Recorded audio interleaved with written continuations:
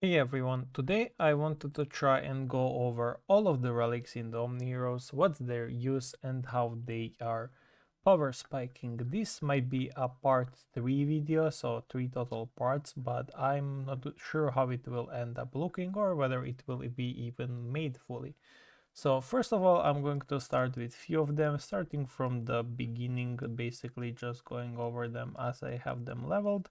Or I could go in a reverse actually. So maybe it's better to go in a reverse. So starting like from the worst in quotations mark relics. I will not go over the epic and the rare relics or whatever the tiers are, but I will go simply from the legendary relics. So my lowest star relic is the newest one, being the Divine Plume, and I did make a video on it, so if you want to go watch, it's a really short video. Basically, this relic is limiting its ignore defense, doesn't do anything because the defense is absolutely useless. It's limited to how many actions it can actually proc, and its scaling is pretty terrible for a relic. So therefore, this relic is terrible.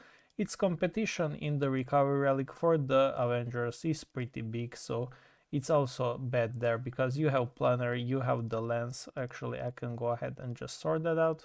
So we have the banner, we have the lens, we have the Zephyr Spear, which is not a good relic, but it's definitely better than the Divine Plume itself. And on top of that, the only thing that is good is this relic being a Mystifier's relic, but even then it's not all that good. So you have 3 contenders to be in its place, or rather 4 with the chest, and they're all far better than the Divine Plume can ever be. The minimal investment for this relic would be 3 stars to unlock the, or actually 2 stars, because the link skill is the 3 stars, so it's not really an important link skill, but the 3 stars you gain those additional bonuses which happen right here, and at 5 stars is the next bonus. So even after getting it to 4 stars, it will not do anything, and at the 5 stars, as we have seen, the scaling is pretty terrible. Therefore, I don't really want to or nor will invest into this relic. If you can use it, you definitely can, but I wouldn't personally use it at my level before it reaches 9 stars, because at 9 stars these recovery relics do become instant cast basically. So without that I wouldn't be using them, but yeah, that's just my opinion on the Divine Plume, and I would simply give it like an worst possible rank both for PvP and PvE. Next up, coincidentally, is also another Avengers relic, so I don't even have to sort it. It's in the middle position, so its contender is Magatama, its contender is the Stardust Sphere, the worst relic in the game by far, and its other contender is the Blades of Chaos.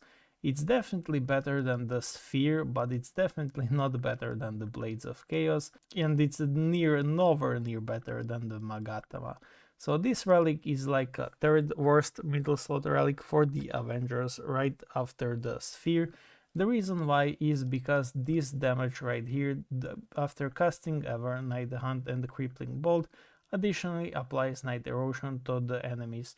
Vulnerability effect that amplifies damage taken by 50, 100 or 150%. This, I don't know even how it's coded, it's not visually seen, it's not nowhere near impactful, but I do still run it because the Avengers do lack the middle slot relics and they're all terrible, coming from the Zephyr Spear. Running the Blades of Chaos with Banner feels wasteful because you're getting so many Holy Shields and one Purify will clear all of it. Therefore, having Banner and the Blades of Chaos on the same team is a lot of waste. I end up using the Nightstalker relic not because it's good, but because I have it and like the only option that I can actually use if my other relics are busy in the other teams. For example, Magatama is often busy on the Phantom Avengers, whereas the Blades of Chaos you can use in any team pretty much, but I did overgrow the 2 Holy Shields passive, so maybe it's the same tier as the Blades of Chaos for me personally, but for newbies I would definitely suggest Blades of Chaos first over the Nightstalker because it's definitely not a good relic. On top of that, at the start of each round applies 1 dark mark to a random unit. For every 3 dark marks accumulated, deals 100% relic damage to a random enemy. Triggers up to 2 times per round. This is really useless. One of the most useless things in the game is the relic damage because it's so low, and to make it high you actually need to use specific relics that increase the relic damage, so Avengers don't have any of them, therefore it's pretty useless. Next relic up is the tree. I did make an entire video on this. This relic is only here because I don't have money to spend on it and it's quite expensive. So this is not here because it's a bad relic. This is here because it's an expensive relic. Therefore, one of the top tier relics, S+ tier in PvP, A+ to S- tier in PvE is what I would have given it. Otherwise, really one of the best, if not the best relic for the PvP, starting at 3 stars and excelling at 7 stars. That's just the 3 talk. If you want the full review, go watch the full video. Same could be said for the Divine Plume, but Divine Plume is really simply just bad. Next relic is going to be the Frostclaw. So Frostclaw is also an Avenger and the Doom's relic.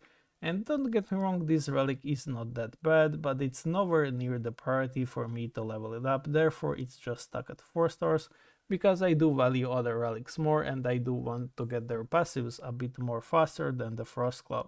So Frostclaw's link skill, which unlocks 3 stars, is when casting a relic skill, if the target has a strong freezing point mark, immediately remove 2 stacks of holy shields from the target. At 7 stars this becomes 5 holy shields. This relic was the promised relic to finally find the counter to the banner. The first relic to remove holy shields, so basically this relic was the first counter to the banner, but it never really lived for it because first of all, guaranteeing a relic against banner is really RNG, especially in World Arena and in the Foggy Colosseum. So secondly, the holy shields can be dispelled by a lot of things, so strong freezing point, you have few other relics that also trigger the strong freezing point and also help you generate it. One of them is the sarcophagus, which is right here. So sarcophagus will also generate some freezing points, which could help and trigger up to the strong freezing points. So right here, when allies generate 1 freezing point, blah blah blah. And another relic that also generates the freezing points is the Kusanagi, which is not really all that amazing in the PvP, but is the best relic in the PvE, like at least top 3. So when each attack by allies applies 1 freezing point, when freezing points reach 20, the freezing effect is triggered for 2 rounds. Freeze then will inflict additional 500% damage. So you can generate freeze by relics quite easily, so that's not an issue for this relic right here. But as I said, this relic right here is nowhere near priority for me. I don't want to level it up just to remove some additional holy shields, because that's not really something I necessarily need. So at the 6 and 8 stars, it basically increases the number of targets it can apply to. So at the 8 stars obviously is the best point because it will remove holy shields from all targets. Whereas at the 2 stars it will only happen to the 2 random enemies, so that's the issue with it. But yeah, other than that, it's a pretty solid relic. Not the top tier for the current relics because it does its recovery relic is 5 rounds instead of being 3, like the most best relics in the game by far, in my opinion. But it's definitely okay relic that is sort of worth the investment if you're going for the PvP route. Otherwise you can safely skip it if you're in the PvE department. The next relic is a Valtor Ethereal relic. This is also another recovery relic, and as you can see, most of the recovery relics I did not bother leveling up higher because they do their job at just 1 star, which is basically resetting the other main relics cooldown. But other than that, and this is one of the worst relics in the game in my opinion, both PvP wise and both PvE wise. So at the start of the battle, the relic increases the max HP of all allies by 100% and they gain additional flaming points each round. This is increase of 200%, which is nice at 8 stars, but it's too expensive for just a 250% increase, which is half of a hope tree basically in position node number 1 or 2 depending on which side you have went. So it's really expensive to get it this far only for like additional 150 HP compared to the 2 stars it gives. So, and the flaming points are not really all that great because after the battle starts, for every 1 flaming points gained by allies, they receive 1% relic damage reduction. Maximum relic damage reduction is 50%. So it's really useless. Even in this at 7 stars, you're not dying to the relics unless you're battling a whale that is far more above your caliber. in that case you would die anyway, and this relic wouldn't really save you. So as you can see, it gives a relic damage immunity, which is absolutely useless, and on top of that it gives 100% HP, which is nice at 2 stars, good filler relic. But at 8 stars, it's absolutely ridiculous low number. If it was 2500%, and then we would be talking. But this is really shameful and really useless in my opinion. On top of that, the damage it does is only single target damage, so only one holy shield popped on its recast, or rather the cast, and its cooldown is 5 rounds on top of that. So yeah, really useless relic in my opinion. As you can see, 5 rounds right here. So I do not suggest getting this relic at any point, maybe up to 2 stars if you need a filler relic for the Valiantors, but even then, that's absolutely solvable by other relics. Even Night's Edge at the 1 stars are basically better. The next relic is the boat, or rather the Barque. So this relic is pretty good. It was one of the better relics, but it got overcrapped quite easily. The only good part about this is the increasing max HP, but even then the other relic is better for it because it's instantaneous. However, this relic scales nicely and is a good synergy or other filler hero for either Dooms or Mystifiers. It also scales well with the Doomsdayer's relic, which is Magatama, but you don't really ever run Magatama and this relic together because Magatama is most often stuck with the Dooms. So increasing the Karmic's Fire max HP was nice in the PVE, but it's not really all that good. And while allies accumulate a total of 550 flaming points, damage reduction is increased by 25%. This is a nice bonus for the 7 stars, but the likelihood of you getting 50 flaming points is too low. Therefore, this relic is also a skip relic. You can get it up to 3 stars purely for the stats and purely to have a Doom's relic for your filler Doom teams in Tournament and World Arena. But apart from that, you will never really see this relic be a main meta in the foggy teams at the top competitive level, because these effects are not really something to look forward to. That's why mine is stuck at 4 stars and will likely not go up until it gets added to the shop. So I also should mention that the shops will be updated, both the paid decrease and both the shop in the main shops, or this shop right here in the Mist Merchant Guild, and also on top of that the relics in the Rift Odyssey will also be updated. So all of these will be getting an update, which is a really nice from the devs, and it was finally a time to do that because it's been too long without any kind of update to the relic shops, both the decree or rather the paid ones and both these ones. The next relic is the Call of the Origin Sea, which is a really strong relic. It's a position number 2 relic, so a burst relic. It's a really strong relic, especially in the Dooms and the Ethereals. Despite it being a Glorian relic, you will likely not use it in the Glorians.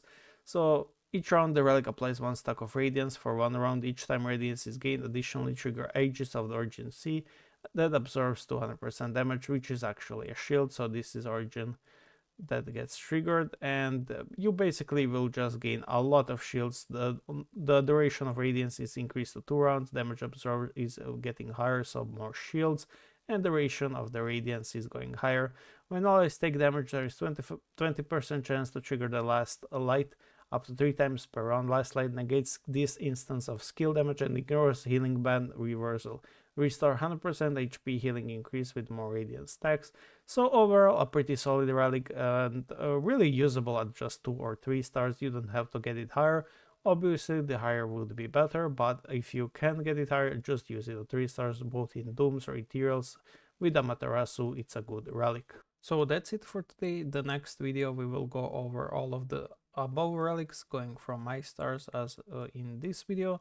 So we will see how far I will go, but I will usually try to keep it at like 10 minutes, not going really by relics numbers.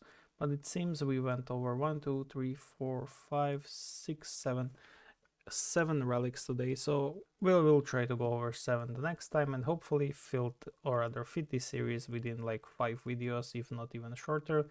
But there's a lot of relics to go through, so I will see what's about to happen. And as I said, my time is really low, so I will try to keep it as updated as possible. I really do not prefer making videos if I can give my fullest into them and make them as informational as possible. I always tend to give as much accurate information as I possibly can, so making just some short videos without much information and just basically talking about basic things is not something I prefer. I always like to give high-end opinions and the opinions that are pretty much accurate at the top tier. So yeah, thank you for watching and see you guys in the second part.